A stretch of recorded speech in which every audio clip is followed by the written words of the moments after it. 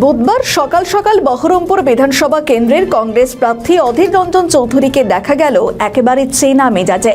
এদিন কাশিমবাজার এলাকার কালিকাপুর মোড় থেকে জনসংযোগ শুরু করেন তিনি। সকাল থেকেই দলীয় কর্মীদের নিয়ে পায়ে হেঁটে প্রচারে নামেন কংগ্রেস প্রার্থী।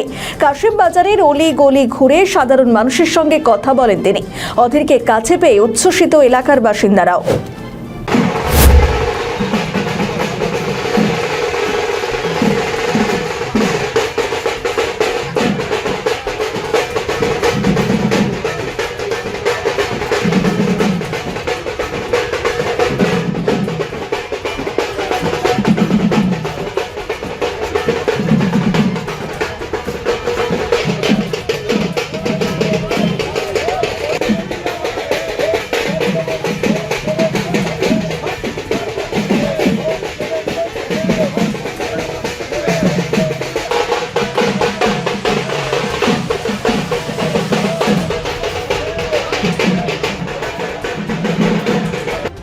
আমাদের ভিডিও ভালো লাগলে লাইক ও শেয়ার করুন। কমেন্ট সেকশনে আপনাদের মতামত জানান।